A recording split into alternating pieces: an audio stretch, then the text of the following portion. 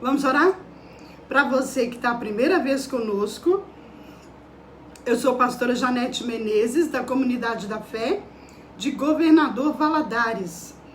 Estamos há uma semana aprendendo sobre mapeamento, aprendendo a ler nas entrelinhas, a ler detalhes, a compreender a história, a nossa história através da história de Davi, né? E nós estamos mapeando a história de Davi pós-queda, pós-adultério. Você que está conosco a primeira vez, alguém mais reclamou do som aí, gente, olha isso aí. Você que está conosco aí a primeira vez, nós estamos estudando a história de Davi, as consequências de uma noite extraconjugal com uma mulher casada. Davi estava fora do lugar que ele deveria estar, ele está fora do seu contexto, né? E nós começamos a observar aí que a partir da noite de adultério, toda a vida dele complicou. E esse pecado, a Bíblia trata do livro de Samuel 13 até o 20, pelo menos 7 a 8 consequências seríssimas que se originaram naquela noite de adultério. Então, nós estamos ali aprendendo, deixa eu tirar aqui o som. Nós estamos aprendendo que nós podemos escolher, decidir, nós escolhemos o que nós queremos, nós optamos pelas nossas escolhas, mas as nossas escolhas podem refletir na nossa vida e na vida dos que vão suceder a nossa existência. No caso de Davi, nós vimos que quando ele foi confrontado por Natã, ele tinha um bebê novo em casa, né? E aí Natã fala que você está perdoado, mas a criança, ela vai adoecer e vai morrer. E porque você cometeu esse homicídio, porque você matou um justo, a espada nunca mais se apartará da tua casa. Não é para você assustar, não é para você se apavorar, porque todas as noites nós mapeamos a história de Davi, mas entramos com a solução em Cristo Jesus na cruz do Calvário. Mas o que nós precisamos entender é que existe o império das trevas e o reino da luz. O pecado encoberto, o pecado não confessado, a história que está por baixo dos panos, ela está no império das trevas. Ela está sobre a jurisdição das trevas. Ela está nas mãos do adversário. E quando eu confesso, Provérbios 28:13, você já deve ter memorizado, né? O que encobre a sua transgressão nunca prosperará, mas o que confessa e deixa alcança misericórdia. Bem, eu confessei, a maldição foi quebrada, eu alcanço misericórdia, né? E as consequências? Bem, eu já plantei.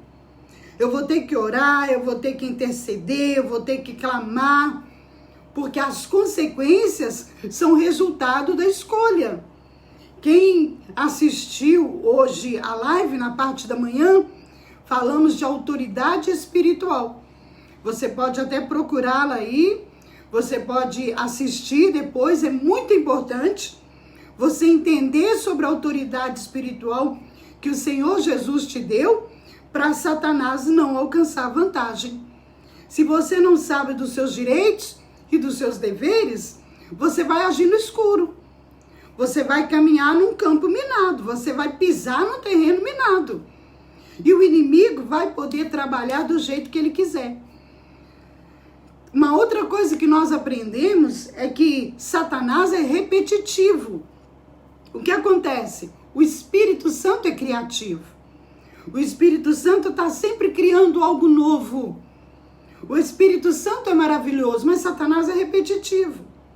E eu quero até antes de entrarmos no estudo de hoje, responder uma dúvida que me enviaram. Tem várias, mas eu não posso responder todas. Então eu vou responder essa hoje e durante a semana eu tiro um tempo para responder uma por uma. Amém? A pergunta foi: pastora, houve um adultério na minha família. Meu marido se arrependeu, ele confessou, houve um arrependimento genuíno, a maldição foi quebrada. Como vai ser os meus filhos? Se estende aos meus filhos a maldição? Se o teu filho anda na luz, vamos entender uma coisa? Certa vez nós tínhamos um caso muito sério. E essa pessoa quebrou a maldição, orou, intercedeu, foi feito um mapeamento, foi feito um trabalho com essa pessoa. E um ano depois, ela voltou a ser tentada novamente naquela mesma área. E eu perguntei à minha discipuladora, a pastora Tânia Tereza: pastora, a pessoa que foi liberta, um ano depois, ela está sendo tentada, os mesmos pensamentos, os mesmos dardos, ela está vulnerável novamente. Isso quer dizer o quê? Que a maldição não foi quebrada?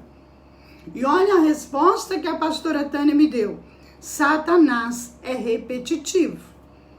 Ela disse: Janete, a maldição foi quebrada, a pessoa está liberta, mas qual que é o papel de Satanás? Matar, roubar e destruir.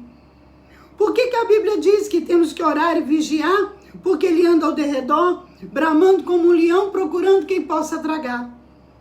Por que a Bíblia diz em Efésios 4:27 que não devemos dar lugar ao diabo? Que não devemos dar oportunidade para ele? O que nós entendemos? Se Deus nos deu a armadura, se Deus nos preparou para uma guerra, para uma batalha, nós compreendemos que a maldição foi quebrada. A misericórdia envolveu a pessoa. Mas eu quero que você preste bastante atenção numa coisa. Quero até ler isso para você, que isso vai te esclarecer muita coisa. Pronto. O pecado de Davi foi perdoado. Mas o ato do sangue inocente derramado trouxe consequências no mundo espiritual. Vamos dar uma olhadinha antes do nosso estudo na linhagem de Davi, no histórico da família de Davi. Presta atenção. Davi adulterou, Davi caiu no adultério com aquela mulher casada do seu soldado. Depois o que nós encontramos? O filho Aminon também tinha um problema de compulsão sexual, tinha um problema na área sexual. O filho Aminon também não teve controle e equilíbrio emocional quando foi tentado. Lembra que falamos que nós podemos ser tentados, mas com a tentação vem o escape? Tem jeito de escapar? Tem jeito de fugir? Bem, o pai foi tentado na promiscuidade, no adultério, na compulsão sexual, no descontrole emocional, na carência, né? Cadê agora o filho, Aminon? Também compulsão sexual, descontrole emocional, carência. Qual o resultado? Estuprou a irmã. Pronto. Agora vamos lá na frente. Ainda não entramos no capítulo de hoje, eu estou respondendo a dúvida lá. Lá na frente, lá em Primeiro Reis, me parece, capítulo 11.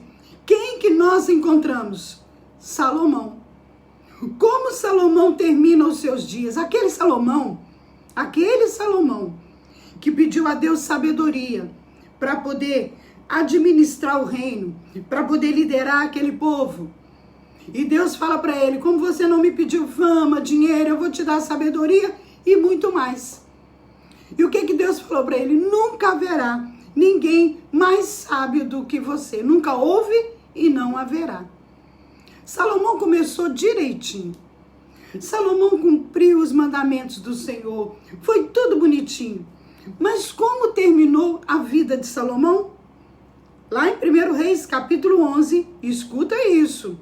Diz que as mulheres, Salomão se envolveu com muitas mulheres. A vida de Salomão, no final, foi com ele sacrificando a ídolos nas florestas, nos bosques, até sacrifício a Moloque. Os deuses, os demônios que recebiam como holocausto crianças. E a palavra do Senhor diz, no livro de 1 Samuel, capítulo 11, que as mulheres fizeram com que Salomão se afastasse do Senhor. Opa! Davi, Aminon, Absalão pegou as concubinas do pai, deu uma festa, ficou com elas no terraço, para todo Israel ver. E agora, Salomão termina os seus dias afastado da presença de Deus, por causa de quê? Mulheres. Promiscuidade, compulsão sexual, carência, descontrole emocional. Então a maldição não foi quebrada. Você orou e quebrou a maldição, mas o adversário, conhecendo a fraqueza da sua família, conhecendo a vulnerabilidade da sua família, conhecendo os pontos fracos, ele vai sempre tentar naquela área para ver se ele consegue se estabelecer novamente. Conseguiu entender? Se você não entender, aí no comentário tem aquela turminha que fala, posso te ajudar? Me chama. Essa turma está preparada, essa turma foi treinada, é acompanhada, trabalha comigo para me dar suporte e ajudar com aqueles que têm dúvida. Então, voltando à pergunta da pessoa lá, o esposo traiu, se arrependeu, confessou, pediu perdão, e os filhos? Os filhos serão tentados. Mas se nós, como pais, soubermos ensinar no caminho, mostrar, ministrar, e até, se possível, quando o filho conhece a história, ele vai fazer o quê? Eu não vou passar por essa trilha, porque eu vi o que Satanás fez no casamento da minha mãe, do meu pai, da minha família. Então, o papel de Satanás é tentar encontrar uma brecha para agir, para se estabelecer. A maldição foi quebrada? Foi, mas eu tenho que vigiar, porque o meu inimigo é cruel. Meu inimigo não respeita a idade, meu inimigo não respeita o sexo, meu inimigo é extremamente cruel. Então, se eu sei que aquela área ali é perigosa, o que eu vou fazer? Vou contar uma historinha para você muito rápida. O moço que se converteu. Mas antes de converter, todos os dias, ele pegava o seu cavalo e ia a cavalo para um boteco beber com os amigos. Amarrava o cavalo no poste, ao lado do boteco, e ficava lá até de madrugada. E aí esse moço converteu. Ele sumiu do boteco. E de repente ele procura o pastor desesperado, tempos depois, muito tempo depois, pastor, me ajuda, eu estou sendo tentado e eu não vou conseguir vencer, eu estou a ponto de cair, eu estou sentindo o cheiro da bebida, eu escuto as risadas dos meus antigos amigos, eu estou com vontade de voltar a beber, o que eu faço, pastor? E o pastor perguntou para ele, quando que ele sentia essa vontade? E ele respondeu, pastor, é quando termina o culto e eu vou para casa pegar o meu cavalo. E o pastor perguntou, aonde que fica o seu cavalo? O meu cavalo fica amarrado lá do lado do boteco. Aí o que o pastor entendeu? Ele mudou de vida, mas ele não mudou o cavalo de lugar. Ele foi para a igreja, mas o cavalo continuou no mesmo lugar. Ele tinha que mudar o cavalo também de lugar. Mudar o trajeto, mudar o caminho, mudar os hábitos, mudar os princípios. Por quê? Porque Satanás fica ao derredor esperando o momento de atacar. A vida, querido, é uma guerra. A vida é injusta. Se a vida não fosse injusta, não deixaria o Senhor um advogado para nós, para nos representar, para comparecer conosco diante do tribunal. A vida é injusta. Por isso que nós temos um advogado, o Senhor Jesus. Entenderam? Compreendeu? Então, a maldição foi quebrada, mas existe um espírito perseguidor. Algumas famílias, ele persegue na área do alcoolismo. Outras famílias, ele persegue na área do derramamento de sangue. Aí você vê, qualquer coisa sai na briga, qualquer coisa puxa a faca, revólver, qualquer coisa está discutindo, é contenda, é violência, é vingança. Outra família viveu muito, trabalhou muito com o espiritismo. E os espíritos malignos, quando saem dessa área, ele trabalha do pescoço para cima. E aí surgem várias situações, vários problemas envolvendo câncer na cabeça, pode ser um AVC, uma esquizofrenia, situações que no mapeamento vai ser pesquisado o histórico para entender qual é o perseguidor daquela linhagem, qual é o perseguidor daquela família, aonde ele mais ataca. E aí você vai entender que determinadas famílias têm sempre um caso de traição. Os casamentos acabam do mesmo jeito. Sempre. Termina um de um jeito, vai o outro. Casos terríveis que vão se repetindo. E aí, nem tudo é maldição, mas nós vamos pesquisar. O perseguidor é cruel. Ele vai esperar uma oportunidade. Se ele agiu na vida do pai, ele vai esperar que um dia ele tenha oportunidade na vida do filho. Então, qual é o papel do pai? Orar, quebrar, vigiar, ensinar, né? Mentorear, discipular o filho, trabalhar. O culto não é só no domingo. O pai é responsável para aconselhar e ensinar. O que a Bíblia diz? Ensina a criança no caminho em que ela deve andar e até quando crescer, ela não vai se desviar dele. Ensina não é mostra, filho, tá vendo lá? Não passa por lá, não. Ele vai junto com o filho, lado a lado, e vai mostrando onde eu posso pisar e onde eu não posso. É uma responsabilidade. Por quê? Porque nós estamos em guerra. Amém? Então vamos ao nosso estudo e vamos entender, né? O que nós vamos, eu desmarquei aqui meus apontamentos e vou procurar aqui para a gente começar. Nós estamos lá em 2 Samuel, quando Absalão manda matar o seu irmão Aminon, 2 anos depois. Por quê? Porque Aminon havia estuprado a sua irmã Tamar. O problema não foi confrontado, não foi trabalhado, não foi tratado, né? Existe um ditado muito perigoso, diz assim: o tempo cura todas as feridas. O tempo não cura. O tempo não cura ferida alguma. Tanto é que algumas coisas que você deixou passar, achando que o tempo ia resolver, se esbarrar, se você se lembrar, se cutucar, você vai imediatamente, traz a memória, como se evocasse a memória, tudo que viveu, né? Tudo o que passou, tudo o que enfrentou. A Poliana está falando ali, ó. Êxodo, quando o Senhor fala: sou Deus zeloso que visita a iniquidade dos pais nos filhos, na 3ª e 4ª geração daqueles que me aborrecem, que me desprezam, que desprezam meus princípios e minha palavra. Então vamos lá.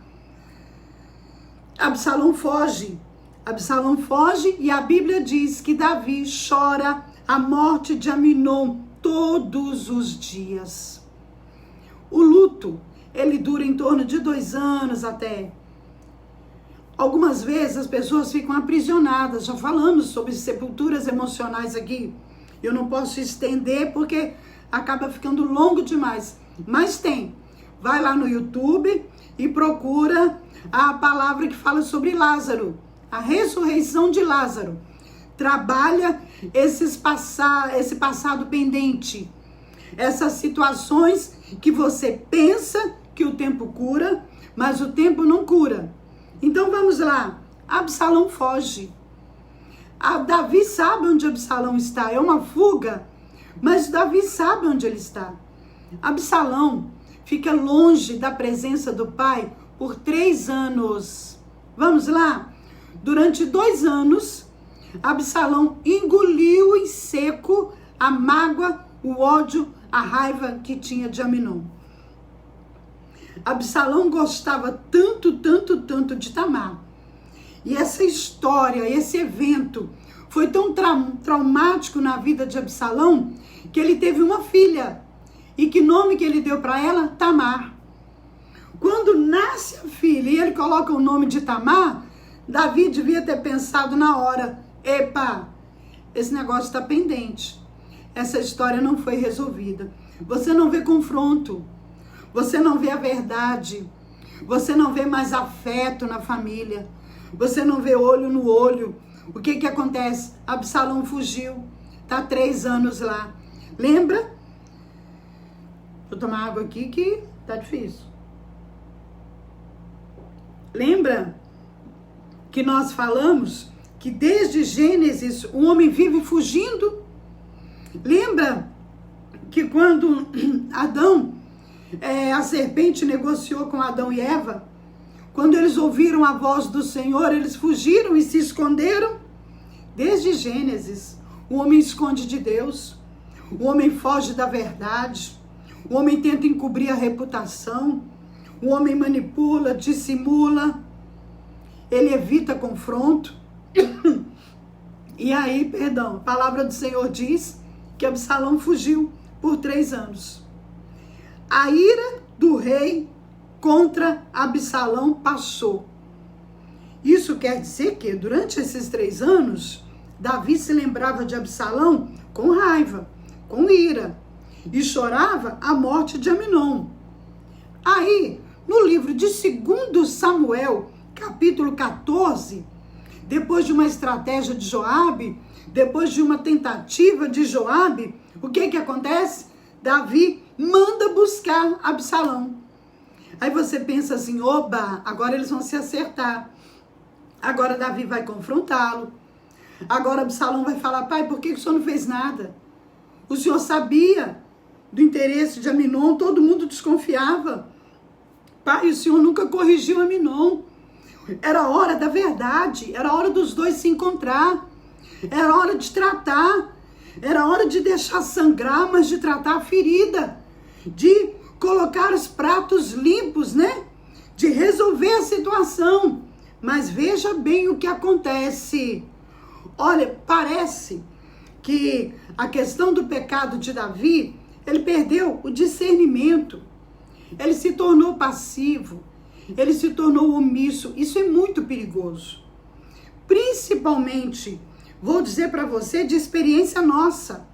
E já vimos também o pastor Cote falar isso, pastora Tânia falar isso, que quando uma pessoa tem um passado não resolvido, principalmente se tratando de uma situação de adultério, o homem fica como se, o homem ou a pessoa, né?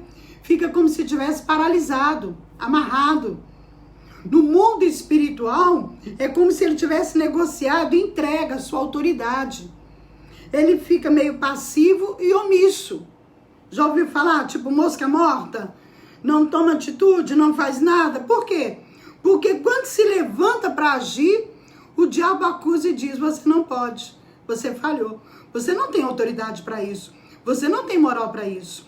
E hoje na palavra nós vamos entender que o Senhor Jesus reconquistou, tomou de volta a autoridade do adversário, entregou para mim e para você, para a igreja. Então não tem argumento. Mas vamos lá. Absalão volta. 2 anos ele mandou matar o Aminon. 3 anos ele fugido.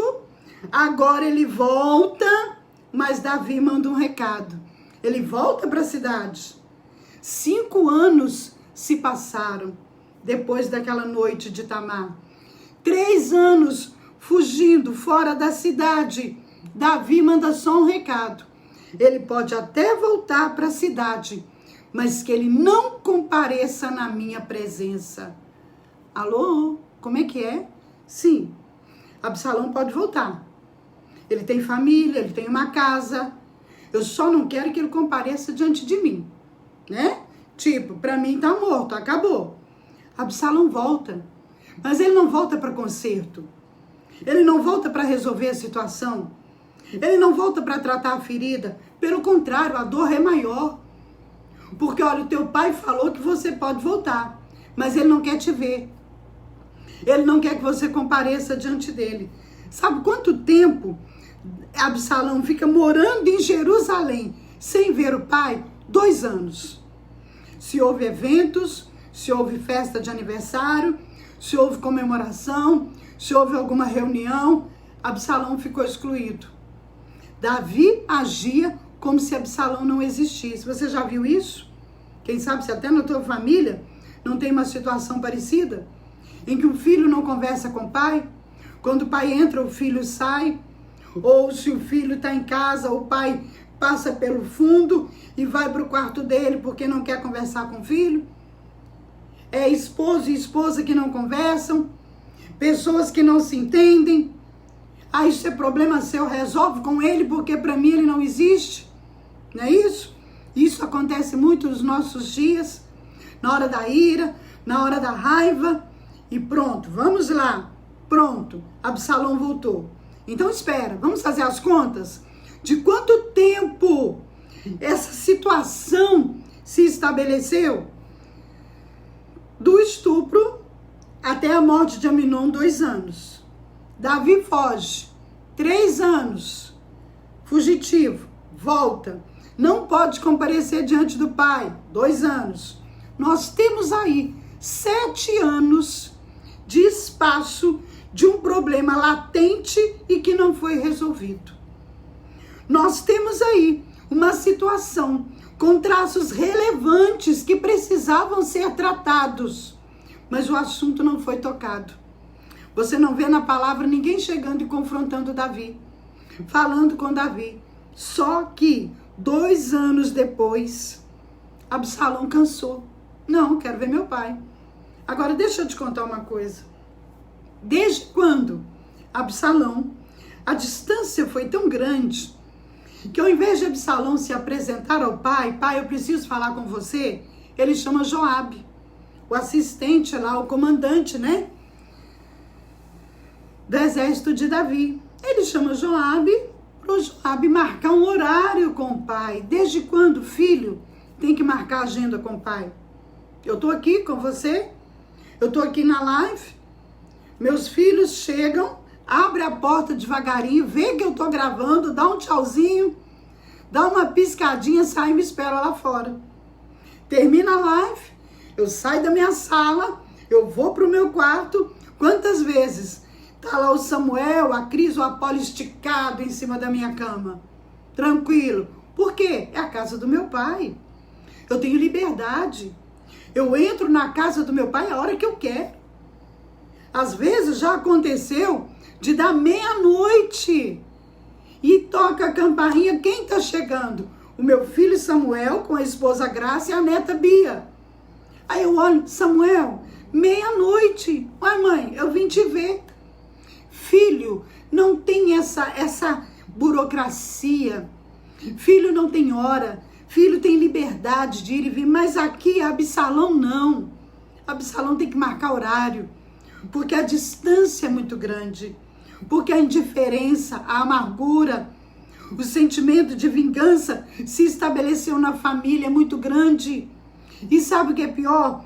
Eles não têm noção que toda essa contenda, toda essa desconfiguração do relacionamento, toda essa dificuldade começou com aquele espírito maligno que se estabeleceu lá no terraço, que tentou Davi e levou ele ao adultério. Lembra?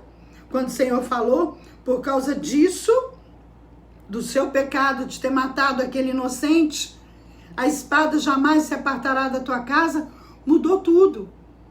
Espera. Então, eu entendo que algumas situações na família podem ser geradas por pecado, por hábitos, comportamentos que vão contra a palavra? Sim. Tá aqui, ó, tá aqui, gente. Nós estamos vendo isso aqui. Pronto, Absalão decidiu, quero falar com meu pai. Eu quero ver meu pai.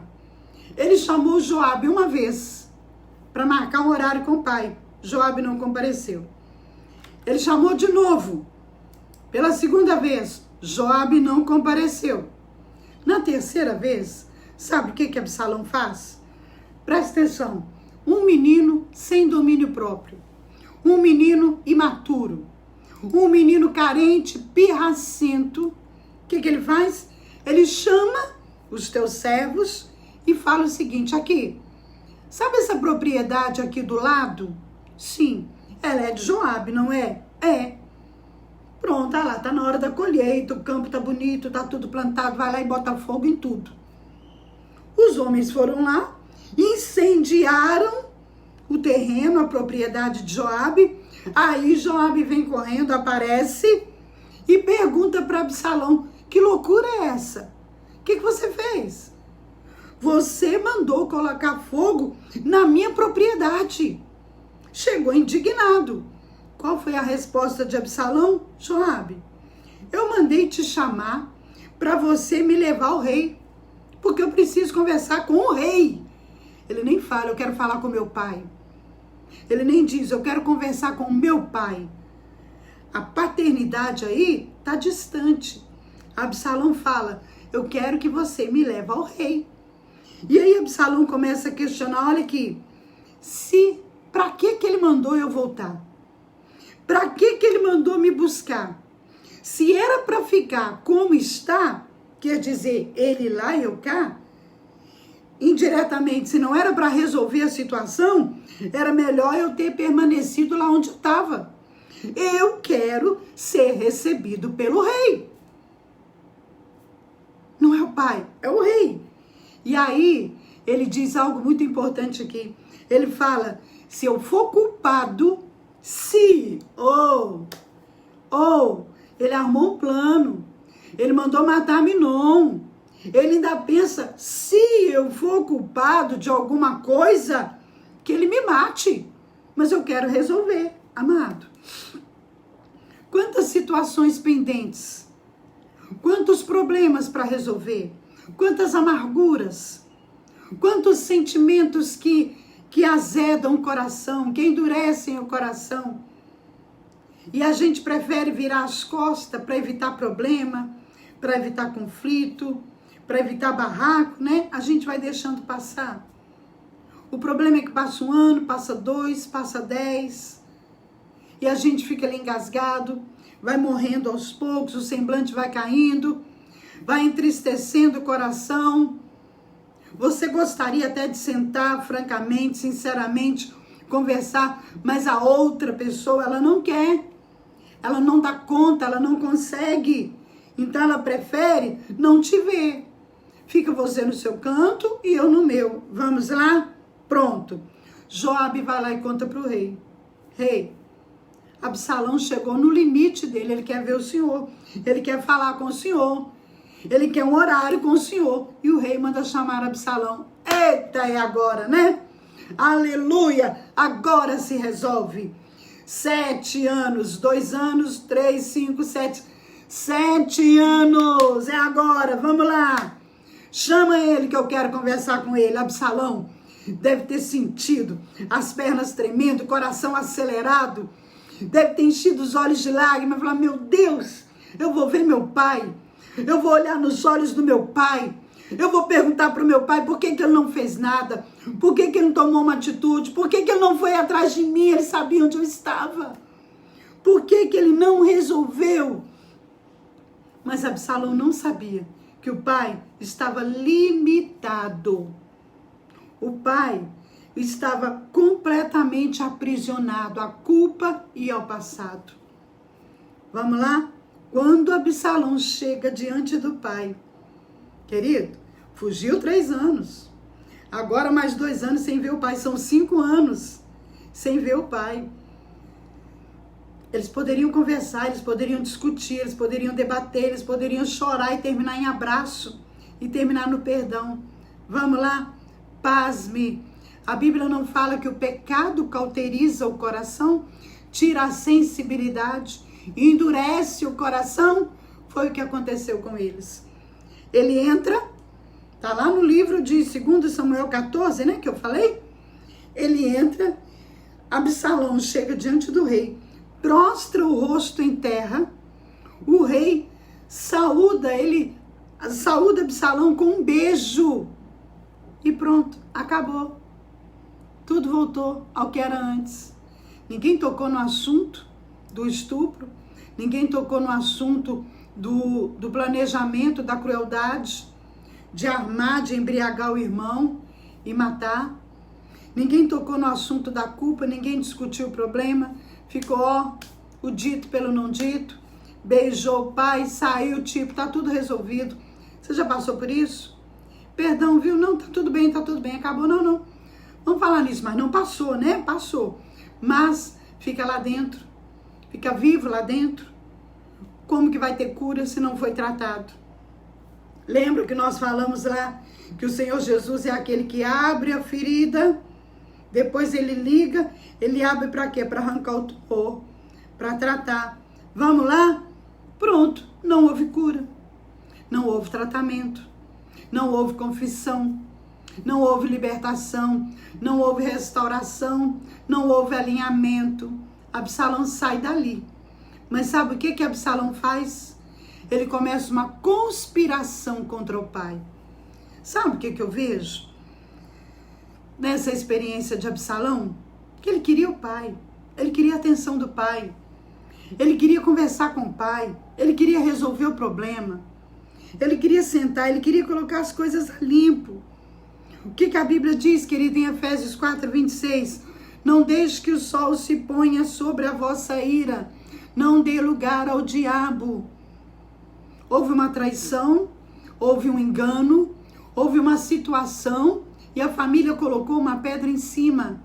Não houve confronto, não houve cura sem confronto, não há confissão, sem confissão não há cura, não há arrependimento, sem arrependimento não há cura, não há transformação. Não há transformação. O que aconteceu aqui? Se não é para deixar que o sol se coloque sobre a nossa ira, quantos sols já passaram?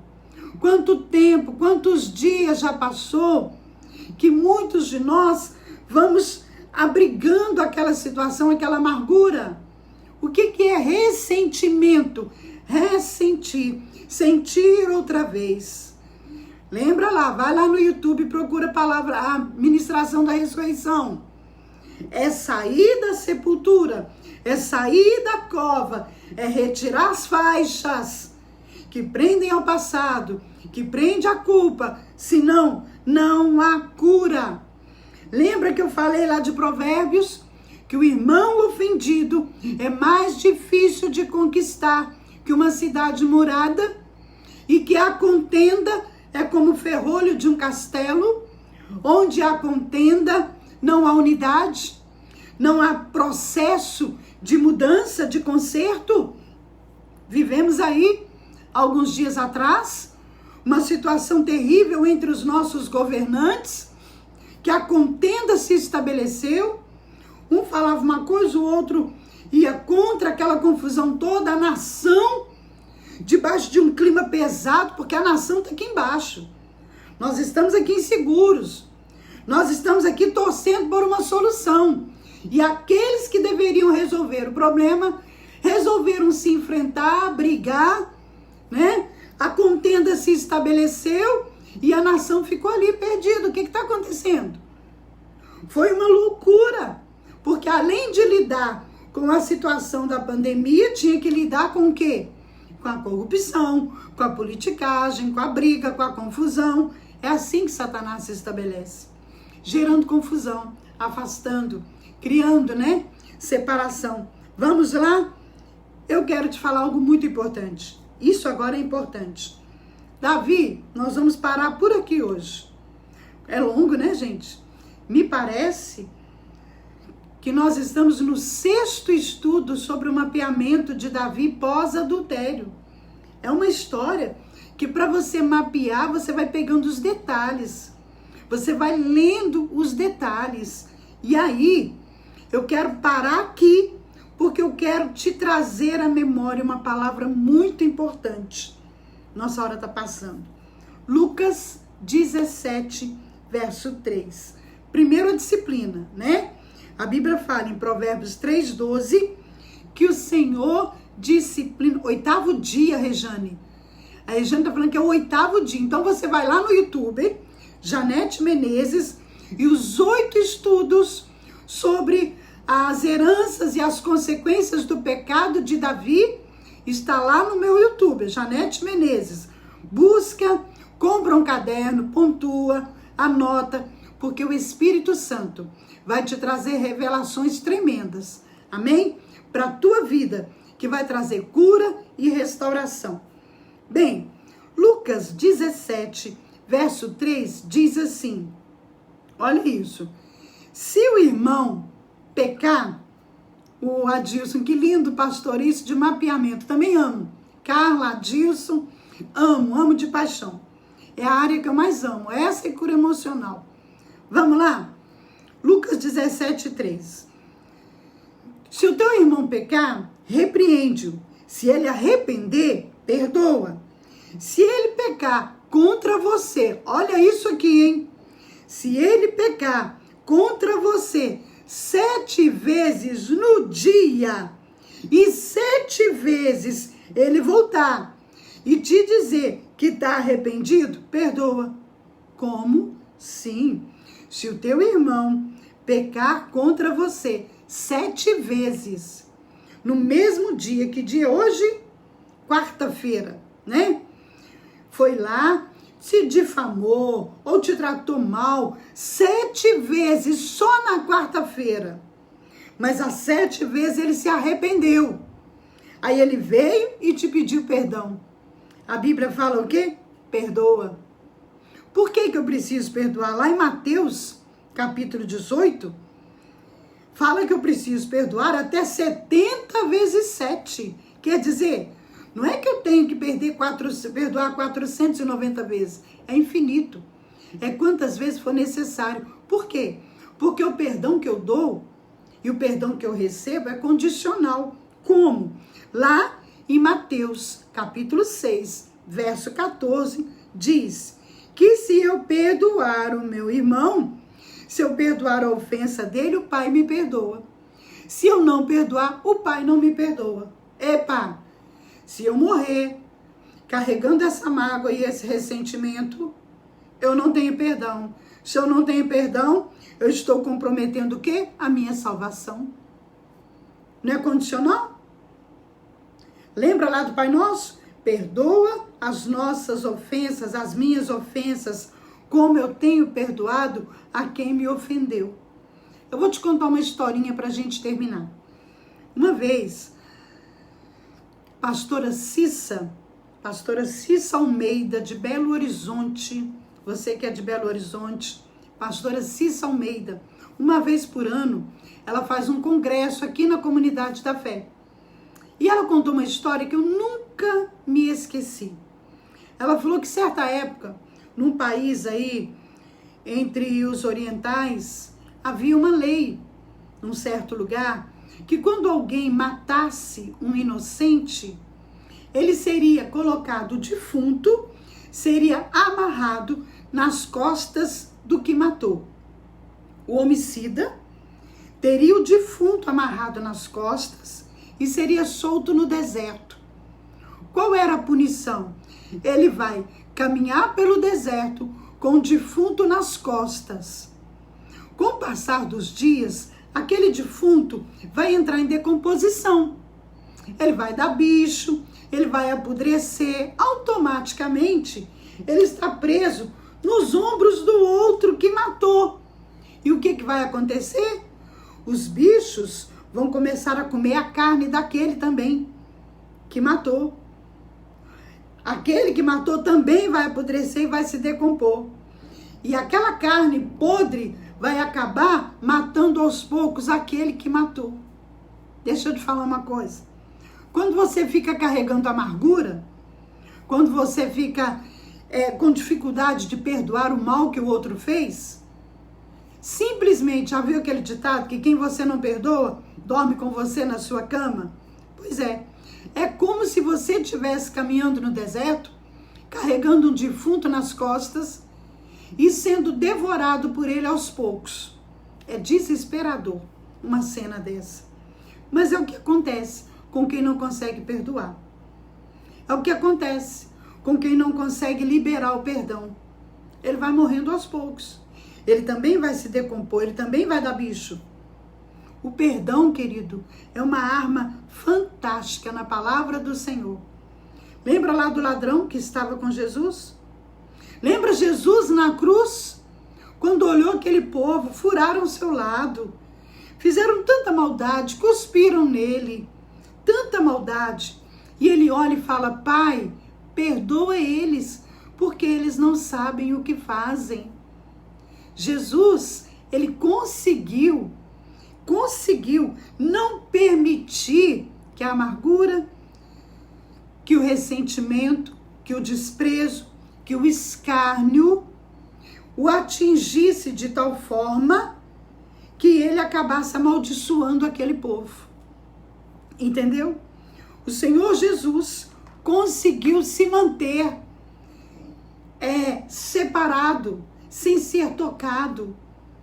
Ele conseguiu se manter saudável emocionalmente, nos mostrando, é assim que faz, nos dando uma lição. Pastor, eu não consigo, eu não dou conta. Vou te contar mais uma historinha para a gente terminar. Hoje é dia de historinha, né? Pois é, dizem, né? Já ouvi falar e você já deve ter visto. Peraí, deixa eu ver uma outra coisa aqui, que eu quero terminar lendo para você. Que um filho foi no circo com o pai e ele viu os elefantes muito dóceis, muito quietinhos, tranquilinhos, né? Submissos. Aí ele perguntou pro pai: pai, como que pode um elefante, esse bicho gigantesco, ser tão submisso, tão dócil? Se ele quisesse sair desse circo, ele sairia pisoteando em todo mundo, porque ele tem muita força. E o pai disse pro filho: filho, o elefante não sabe que ele tem essa força. O elefante desconhece a força que tem. Eu vou te contar como.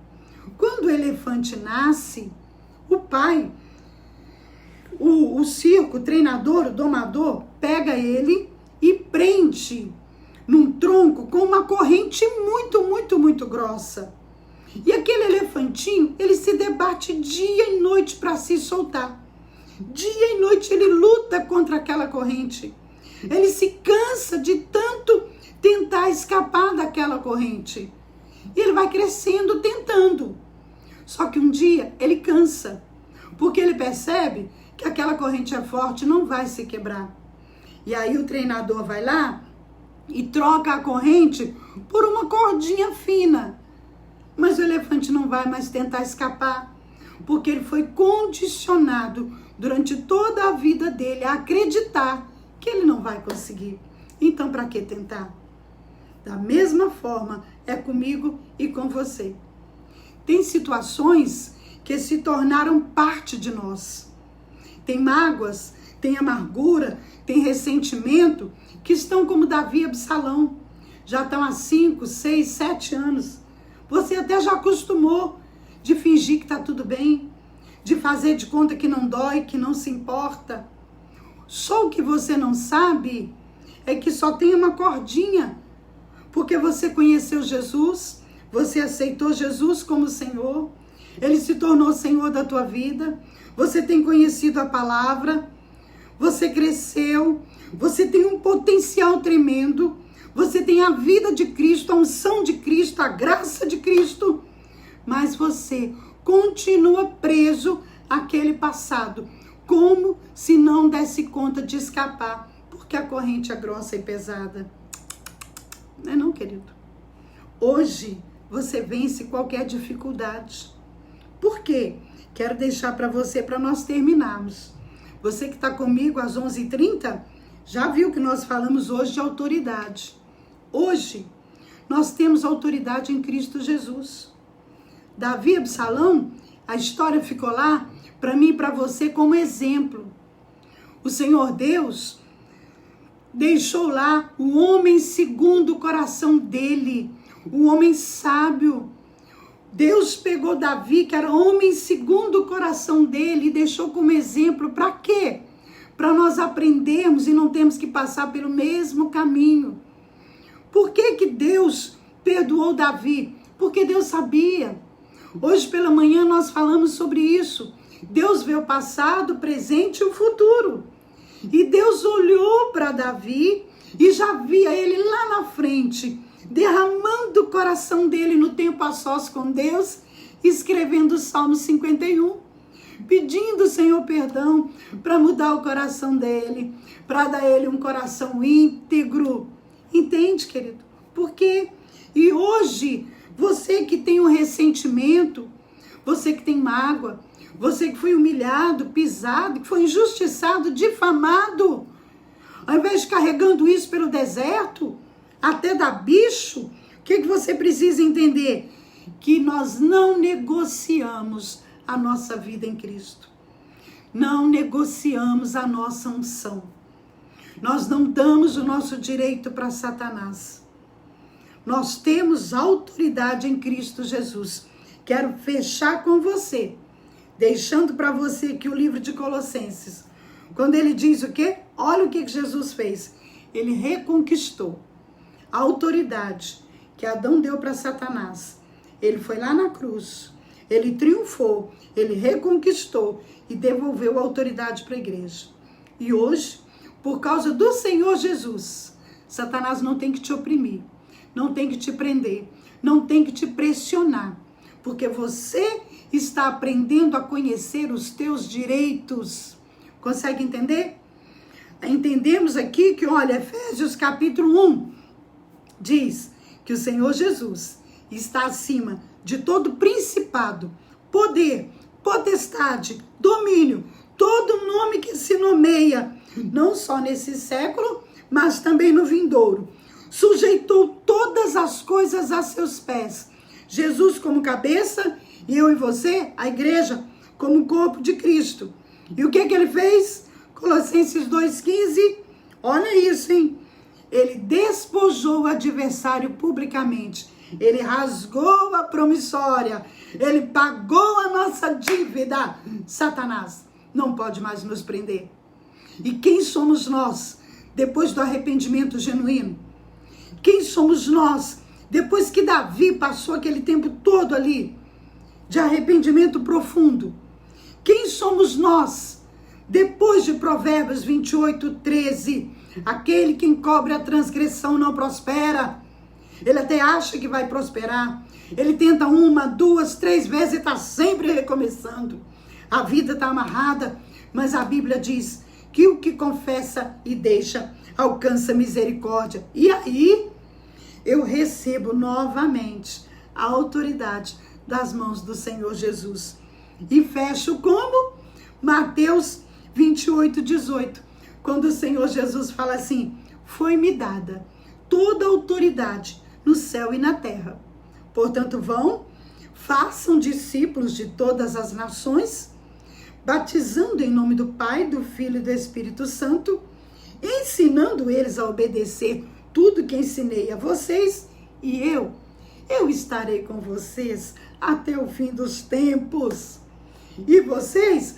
Eu dou poder, eu entrego a chave, eu entrego de novo o comando. Agora, esse século você não vai se sujeitar a ele, nem ele vai te dominar.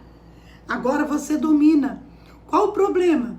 Quando eu desconheço a verdade, ao invés da igreja resistir ao diabo e dominar a terra, não. A igreja deixa o diabo dominar e ela se submete a ele. Tá errado? Quando eu sei quem eu sou, quando eu descubro a verdade, quando eu enfrento, quando eu aceito o confronto e coloco cara a cara com o problema, tá aqui, tenho mágoa, tenho ressentimento, não consigo esquecer.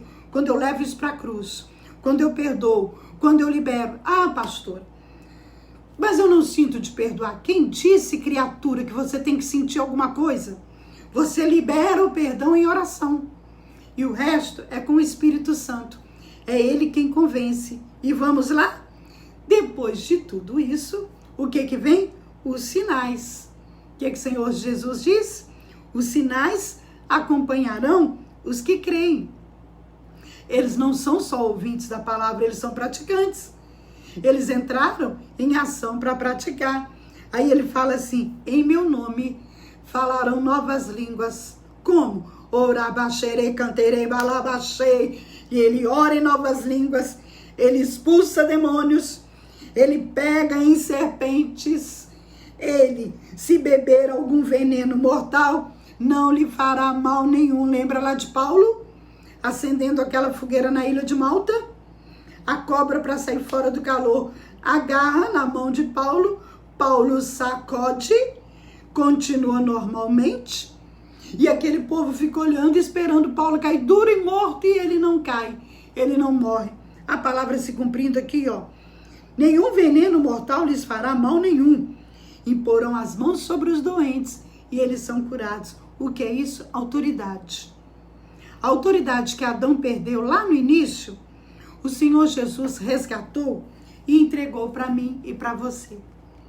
A autoridade que Satanás perdeu, Jesus foi lá na cruz, pagou a nossa dívida, rasgou a promissória e falou, agora vai. E eu vou estar com você o tempo todo. Faça discípulos, multiplique, me representa. Você não precisa ser omisso, né? Você não precisa ter medo. Você não é mais aquele elefantinho. Não, você sabe da força e do poder que você tem. Vou colocar uma musiquinha para você estar orando aí, né? E aí a gente vai estar orando. Vou te dar 1 minuto para você orar, tá bom? E depois a gente ora junto e terminamos. Essa é a nossa live. Eu sou a pastora Janete Menezes, da Comunidade da Fé, de Governador Valadares. E na quarentena, estamos aí, nos fazendo companhia, nos fortalecendo, seguramos na mão do outro e não nos soltamos para nada. Estamos sendo alimentados, fortalecidos. E quando terminar tudo isso que está acontecendo, a igreja do Senhor vai botar a cara lá fora, mas mais forte, mais madura, em nome do Senhor Jesus. 1 minuto para você fazer uma avaliação e examinar o teu coração. Se arrepender, liberar perdão, ter coragem de pedir perdão. Mais uma vez, pra te pedir o teu perdão. Sei que te entristeci, também feri teu coração. E a dor que aprisiona minha alma Arrependimento. é tão grande que eu não posso suportar. Por isso estou aqui. Ora ao Senhor. Pega esse momento. Minha vida. Não distrai não. Ora ao Senhor. Ora ao Senhor. Amém, Rogério. Eu me arrependo como os pedaços do meu coração em tuas mãos. Peça perdão. Perdoa. Perdoa-me, eu me arrependo. Perdão genuíno, amado. Já não sou digno de ser chamado filho teu. Humildemente venho te pedir, perdoa-me.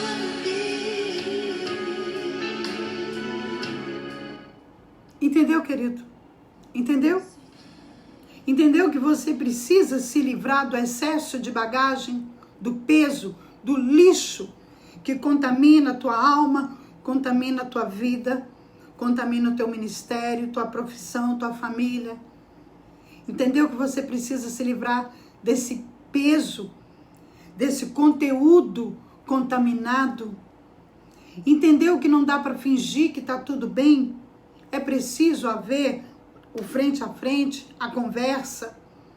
É preciso colocar as peças sobre a mesa e falar, olha, você lembra disso aqui? Pois é, eu me senti ofendido, eu me senti magoado, eu fiquei ferido. Já se passaram tantos anos, eu acho que você foi injusto. Ou eu quero te pedir perdão porque eu fui injusto com você. Eu te fiz mal, eu te prejudiquei. E hoje nós estamos todo mundo aqui fingindo que nada aconteceu.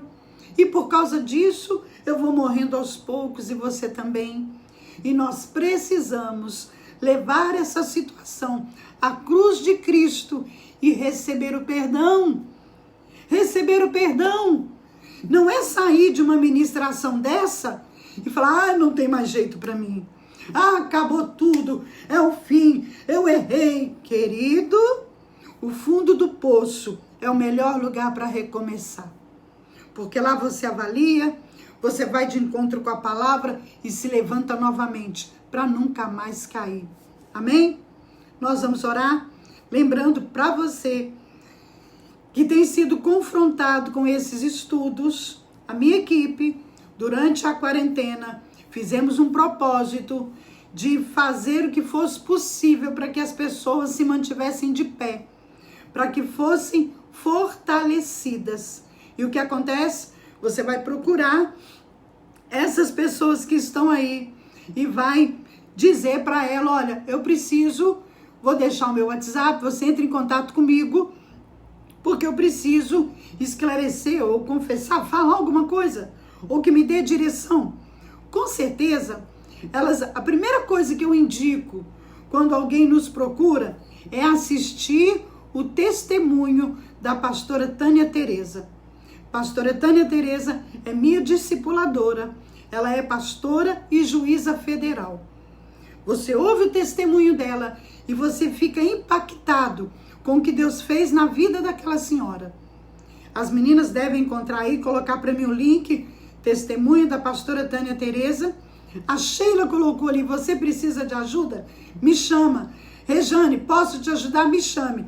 A minha equipe não vai te cobrar nada. Elas não recebem nada. Eles estão aí, tá aí o Gleidson também, pastor Emerson, que pode te ajudar. Como que eu vou lidar com isso? Amém, amados? Nós vamos orar. Nós estamos intercedendo pela nação, presidente, governadores, prefeitos. Nós não estamos preocupados com que partido eles são. Nós queremos que o Espírito Santo ajude eles a resolver o problema da nação. Nós oramos por agentes de saúde, oramos pelos que estão internados, os que estão com sintomas da enfermidade, os que estão passando por problemas, dificuldade. Nós estamos na brecha.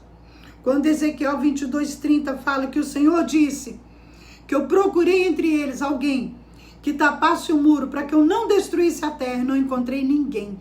Nós estamos aqui, Senhor. Estamos de pé. Somos reparadores de brecha. Amém? Vamos orar? Amém?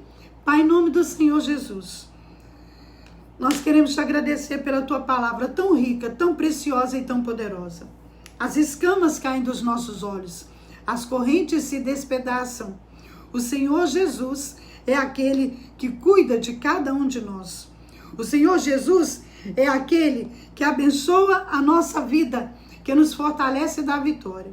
Apresento ao Senhor cada pessoa que participou da live, que tem participado comigo, que tem estado nos estudos, que tem ouvido, compreendido e colocado em prática. Que seja um novo tempo.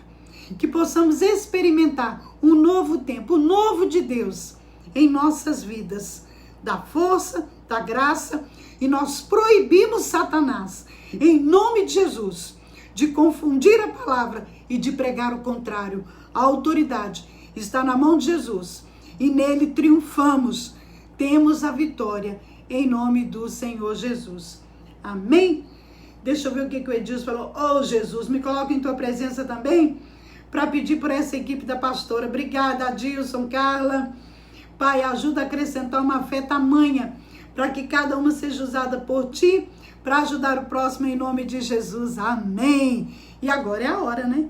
Agora é a minha hora. O livro, gente, o livro. Se você ainda não tem, quando você adquire o meu livro, você abençoa o meu ministério.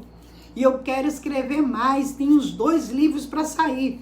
Quando você compra, você me ajuda a levantar recursos para o próximo livro.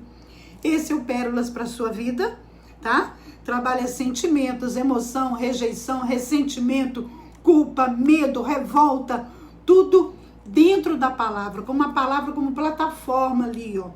E esse aqui a gente usa muito, e outras igrejas também já usaram, para grupos caseiros, células, para evangelismo, essas historinhas. Te contei 2 histórias hoje, a do elefantinho e uma outra história. Tá aqui no livro, Reflexão Diária. É historinhas que servem para evangelizar. Vou deixar aí nos comentários, tá? O valor. Se você for de outro estado, de outra nação, a gente olha quanto que fica para levar, tá? As cidades mais próximas, tá incluído a entrega, né, no correio. Então tá lá a conta, você deposita na minha conta o valor do livro, manda o print, o endereço, enviamos para você. E vamos terminar, né? Amém, André. Ora, Senhora, pela minha saúde, preciso muito, muito, muito. Preciso muito da oração de vocês. Amém, queridos? Obrigada pela companhia. Você que está aí pela primeira vez, nós somos da Comunidade da Fé. Eu sou a pastora Janete Menezes. Nos encontramos às 11h30 para a Palavra de Deus de manhã. E à noite, às 20 horas, nós estamos estudando as heranças, o legado que Davi deixou para a família depois daquele adultério com Betseba. Estamos aprendendo sobre mapeamento espiritual. Amém? Lembrando que eu preciso que você me ajude. Sim, sim. Nem quem perguntou isso, que eu nem sei. Onilda, né? Sim, Onilda, sim. A Poli e a Cris, elas que olham isso aí, mas vende no cartão sim, tá? Gente, adiciona lá, vai lá no YouTube, Janete Menezes, se inscreve, tá? Deixa lá, dá uma força pra gente divulgar, porque tem muita gente aprisionado, precisando ouvir essa palavra. Vai lá no Instagram, me adiciona, que o Senhor Jesus te abençoe. E fica aí aquela musiquinha, a nossa vitória. Amém? Ele quebra as cadeias, nada pode te prender, nada pode te deter. Você está livre em Cristo Jesus. Há poder no nome de Jesus. Eita, Deus grandão, hein? Há poder no nome de Jesus. Ele te liberta, ele quebra as cadeias. Há poder no nome de Jesus. Pra cadeias quebrar, cadeias quebrar, cadeias quebrar. Há poder no nome de Jesus. Há poder no nome de Jesus.